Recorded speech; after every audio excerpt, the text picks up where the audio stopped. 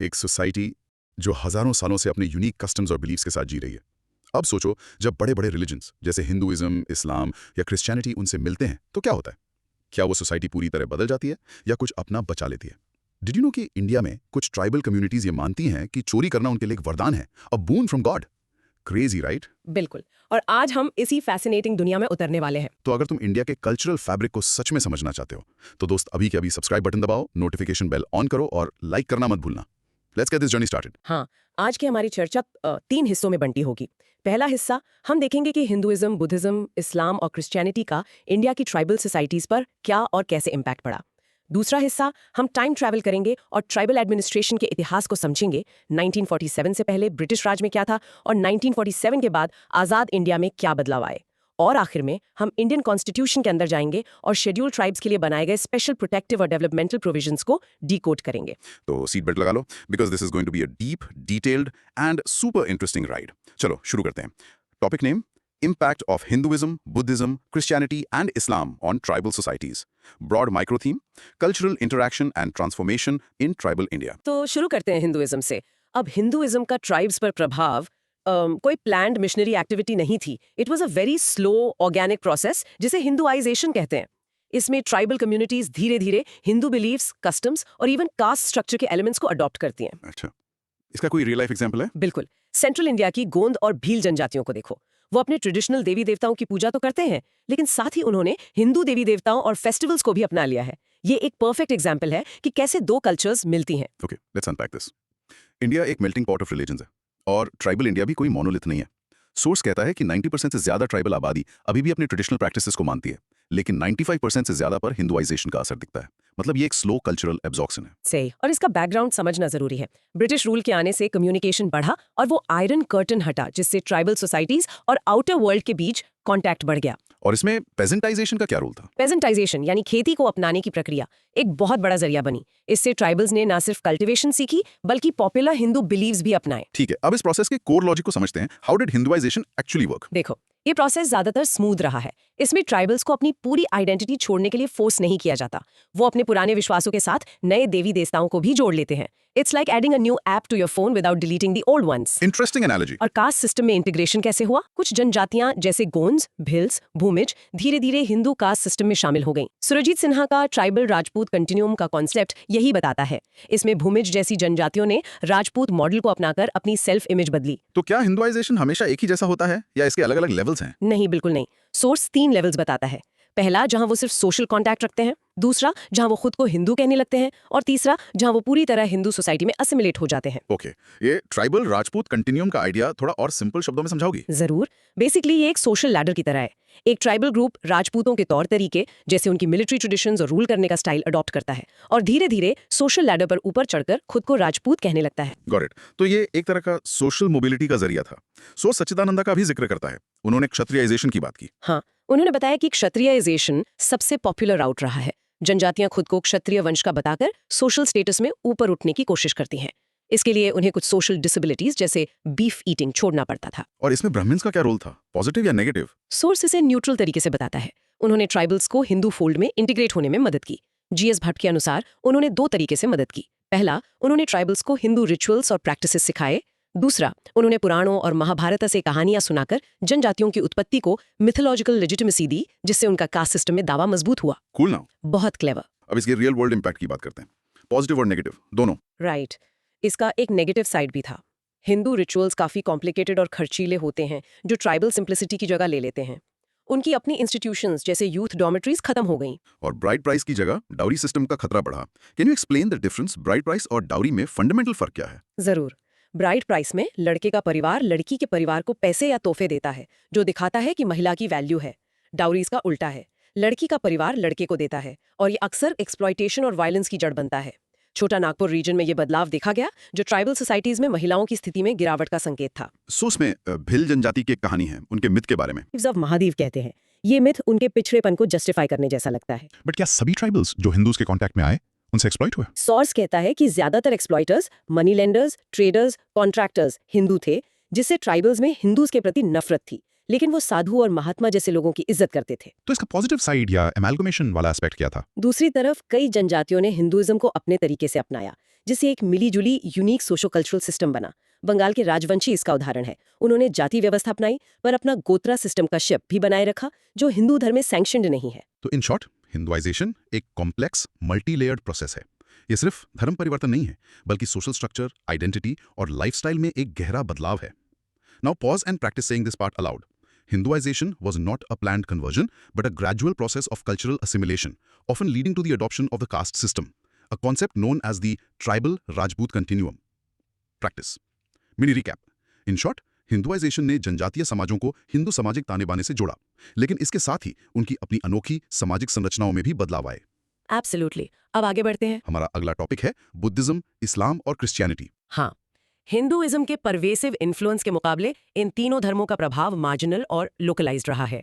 ये धर्म fixed dogma पर आधारित है, जिसका मतलब है कि इन्हें अपनाने के लिए ट्राइबल्स को अपने पुराने बिलीफ्स को पूरी तरह छोड़ना पड़ता है। ये हिंदुइजेशन के फ्लेक्सिबल अप्रोच से बिल्कुल अलग है। तो इसका रियल लाइफ एग्जांपल क्या होगा? नॉर्थ ईस्ट इंडिया में नागालैंड और मिजोरम को देखो, जहाँ क्रिश्चियनिटी का गहरा प्रभाव है और ये उनकी मॉडर्न आइडेंटिटी का एक बड़ा हिस्सा है। वहीं लद्दाख और अरुणाचल प्रदेश के कुछ हिस्सों में बुद्धिज्म प्रमुख है। ये दिखाता है कि प्रभाव कितना रीजन स्पेसिफिक है। Let's start with Buddhism. इसका इंपैक्ट कैसा रहा? बुद्धिज्म का इंपैक्ट बहुत ही लिमिटेड रहा है। इसका प्रभाव मुख्य रूप से north west Himalayas, Bhots, north east Himalayas, Lepchas, Chakmas और अरुणाचल प्रदेश और लद्दाख के कुछ हिस्सों तक ही सीमित है। इंटरेस्टिंग। अरुणाचल प्रदेश में तो दो तरह के बुद्धिस्ट मिलते हैं, राइट? सही। महायाना यानी टिबेटन बुद्धिज्म मानने वाले जैसे मोनपाज और शेरदुकपेंस, और हीनयाना बुद्धिज्म मानने वाले जैसे खाम्टी और सिंगपो। मोनपाज में बॉन्ड रिलीजन और बुद्धिज्म का कोएग्जिस्टेंस दिखता है। शेरदुकपेंस में ट्राइबल डीटीज और बुद्धिस्ट लामास का कम्युनल वर्शिप एक साथ होता है।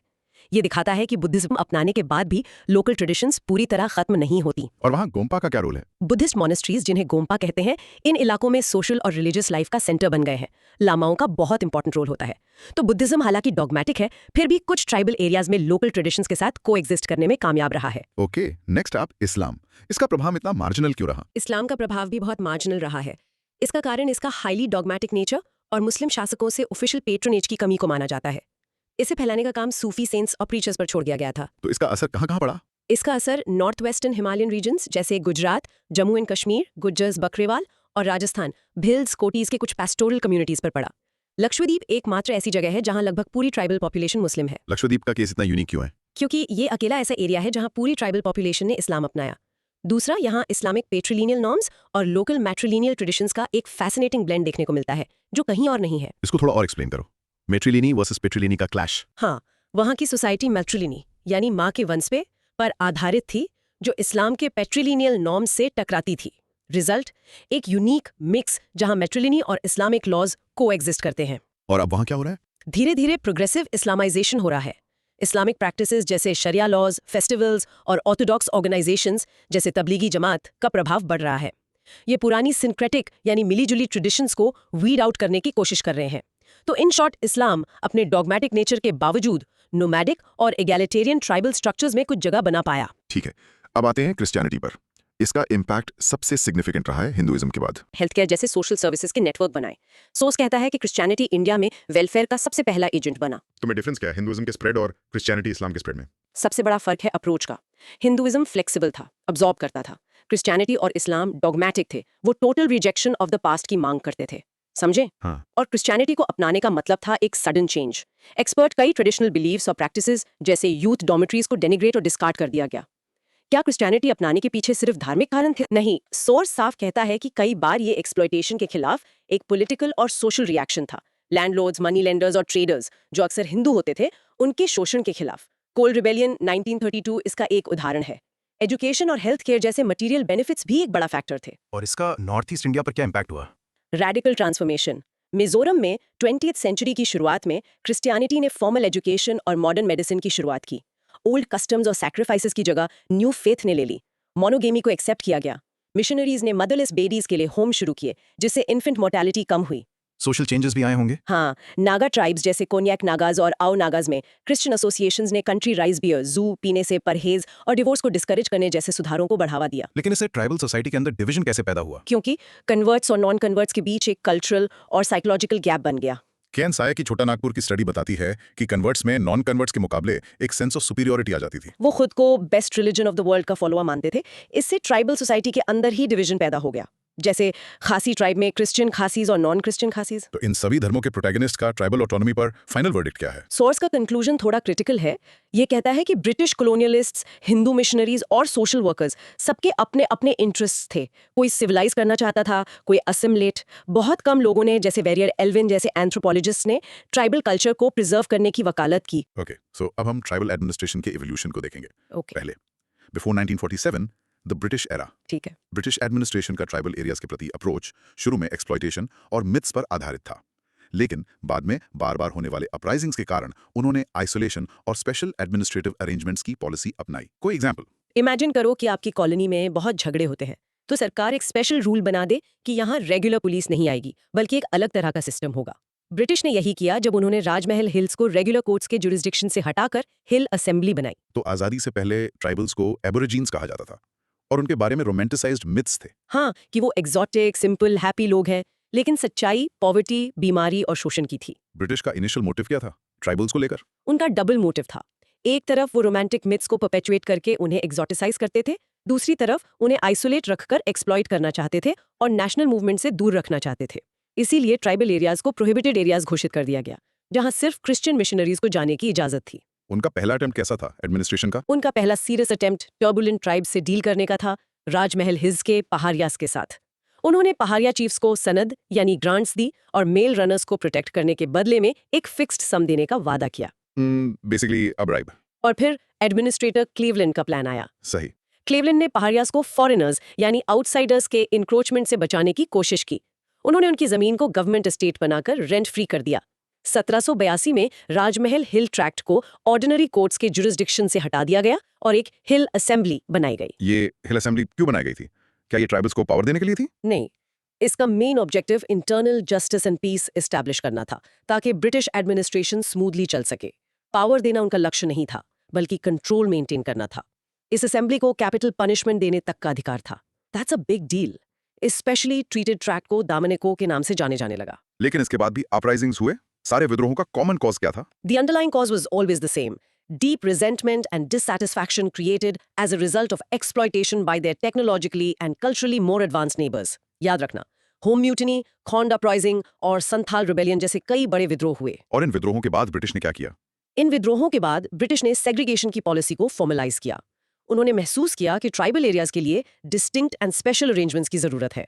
तो इस पॉलिसी को फॉर्मलाइज कैसे किया गया? पहले शेड्यूल्ड डिस्ट्रिक्ट्स एक्ट 1874 आया। इस एक्ट के जरिए पहली बार ट्राइबल एरियाज को शेड्यूल्ड डिस्ट्रिक्ट्स के रूप में स्पेसिफाई किया गया, जहां नॉर्मल लॉज पूरी तरह लागू नहीं होते थे। और फिर government of India act of 1919 and 1935। हाँ, 1919 के एक्ट में इन्हें शेड्यूल्ड डिस्ट्रिक्ट्स के रूप में रिकॉन्स्टिट्यूट किया गया।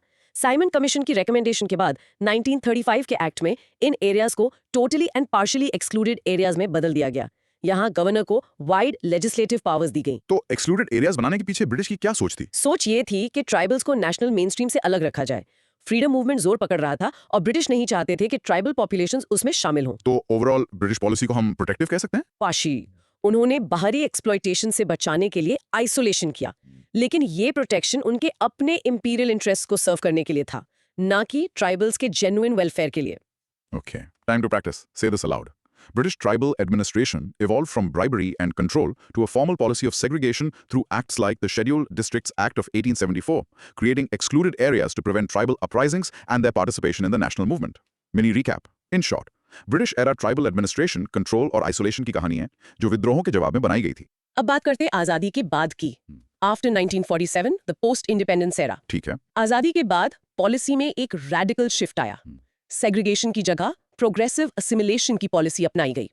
इसका गोल था ट्राइबल्स को नेशनल मेनस्ट्रीम में इंटीग्रेट करना, साथ ही उनके लिए स्पेशल सेफगार्ड्स भी प्रदान करना। प्रोग्रेसिव असिमिलेशन का सेग्रीगेशन से क्या अंतर है? सेग्रीगेशन का मतलब है अलग थलग रखना।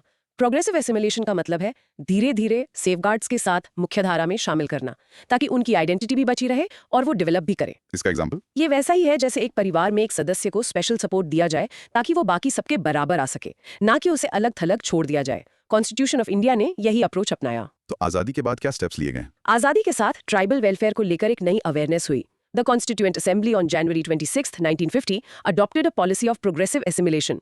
A tribal welfare department was instituted in 1951.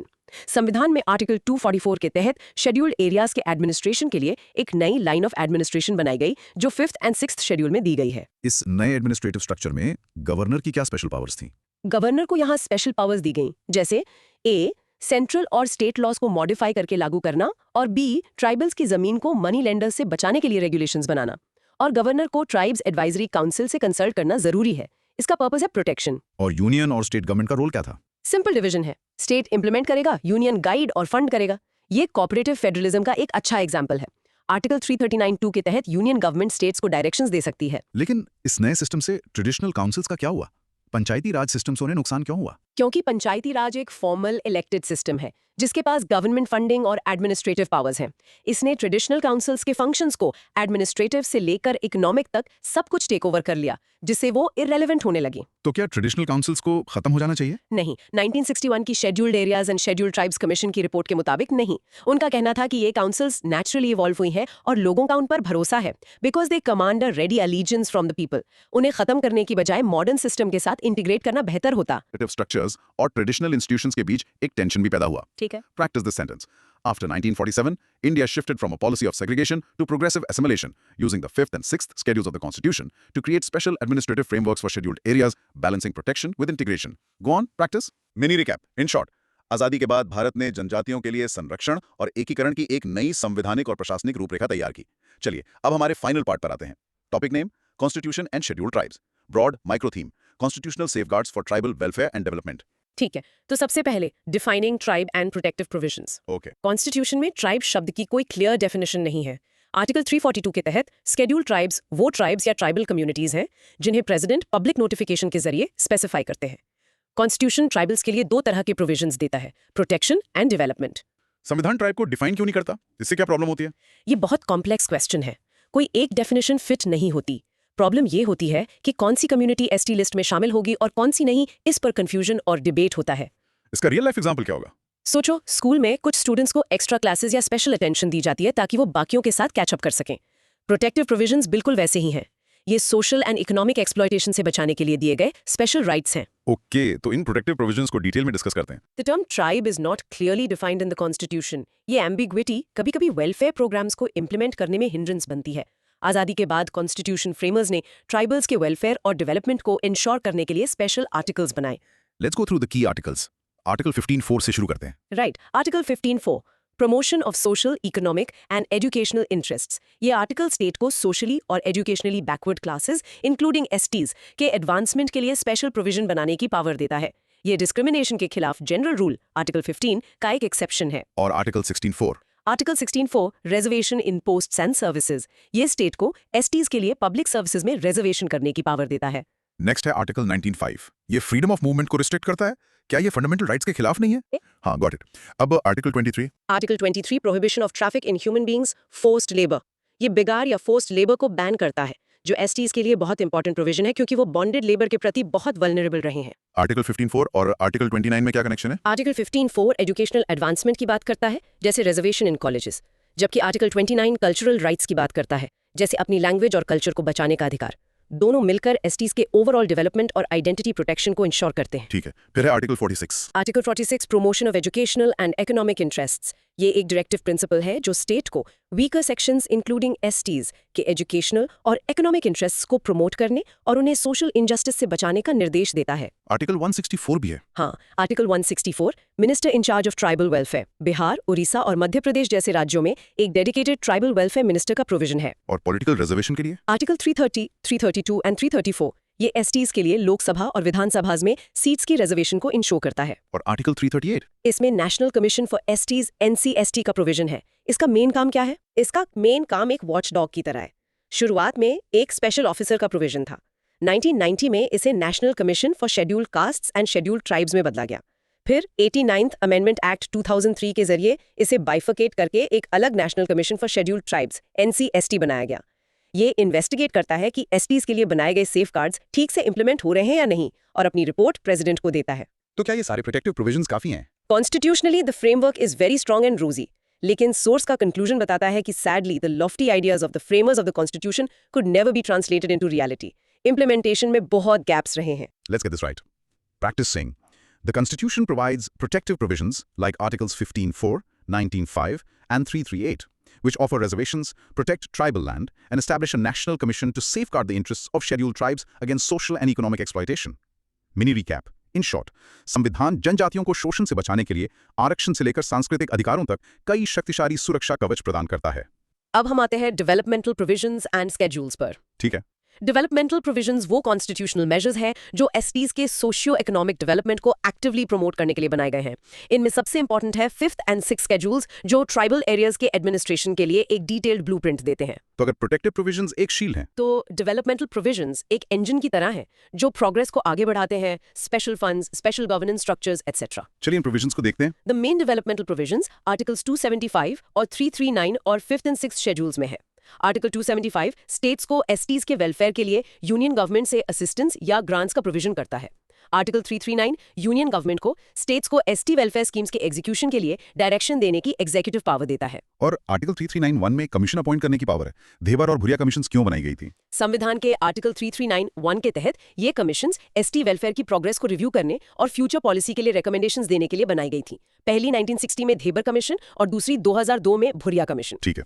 अब 5th शेड्यूल पर आते हैं। इसके मेन फीचर्स क्या हैं? इसकी एप्लीकेबिलिटी आंध्र प्रदेश, बिहार, गुजरात, मध्य प्रदेश, महाराष्ट्र, ओडिशा, राजस्थान और हिमाचल प्रदेश के शेड्यूल्ड एरियाज पर है। मेन फीचर्स हैं 1. गवर्नर की स्पेशल लेजिस्लेटिव पावर्स, 2. गवर्नर की प्रेसिडेंट को रिपोर्ट और 3. ट्राइब्स एडवाइजरी काउंसिल का गठन। और ये ट्राइब्स एडवाइजरी काउंसिल का क्या रोल है? ये 5th शेड्यूल एरियाज में एक एडवाइजरी बॉडी है। गवर्नर को एसटीज के वेलफेयर और एडवांसमेंट से जुड़े मामलों पर रेगुलेशंस बनाने से पहले इस काउंसिल से कंसल्ट करना होता है। इसमें 34th मेंबर्स एसटी कम्युनिटी के होते हैं। अब बात करते हैं 6th शेड्यूल के। 5th शेड्यूल और 6th शेड्यूल में सबसे बड़ा अंतर क्या है? The biggest difference is the degree of autonomy.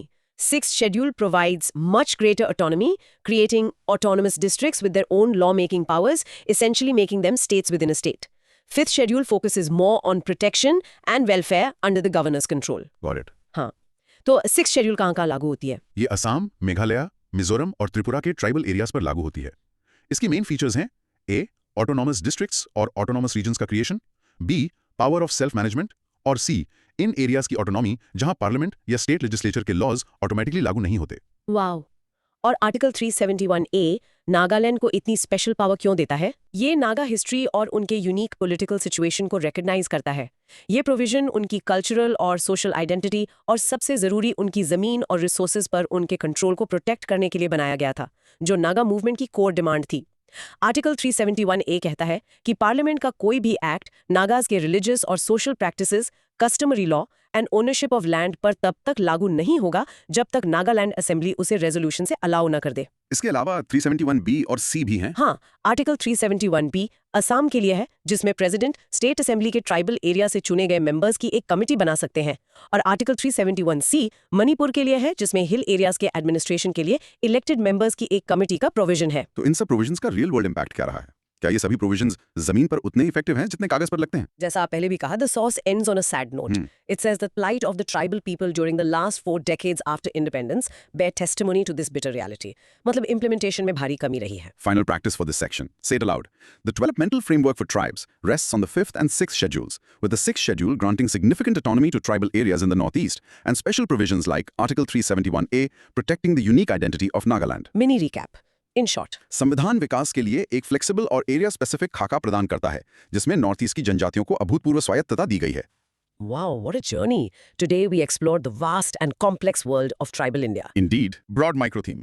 हमने देखा cultural interaction and transformation, from isolation to integration in administration और constitutional safeguards for welfare and development. Summary time.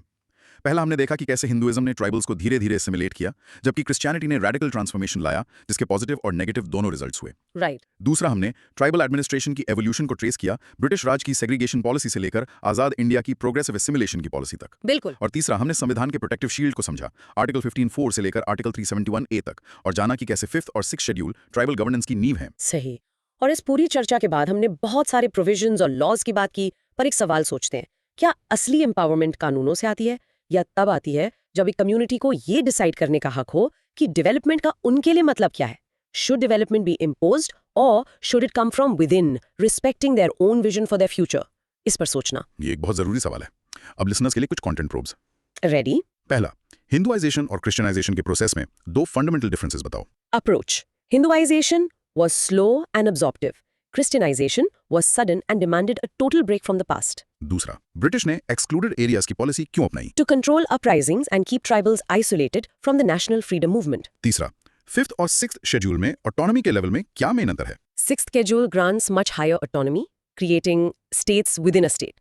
Fifth is more about protection under the governor. 4th, article 371A को नागालैंड के लिए इतना powerful क्यों माना जाता है? क्योंकि ये नागालैंड असेंबली को पावर देता है कि वो पार्लियामेंट के लॉज को रिजेक्ट कर सके जो उनके कल्चर, लैंड या कस्टमरी लॉज को अफेक्ट करते हैं। पांचवा, पंचायती राज के आने से ट्रेडिशनल ट्राइबल काउंसिल्स पर क्या असर पड़ा? उन्हें कमजोर कर दिया क्योंकि एडमिनिस्ट्रेटिव और फाइनेंशियल पावर्स पंचायत के पास चली गईं। और आखिरी, ट्राइबल राजपूत कंटिन्यूम का कंसेप्ट किसने दिया और इसका क्या मतलब है? सुराजित सिन्हा ने। इसका मतलब है वो सोशल प्रोसेस जिसके जरिए tribal groups Rajput identity adopt करके कास्ट हायरार्की में ऊपर उठते हैं। ब्रिलियंट। अब एक छोटा सा चैलेंज सबके लिए। Here's a simple challenge.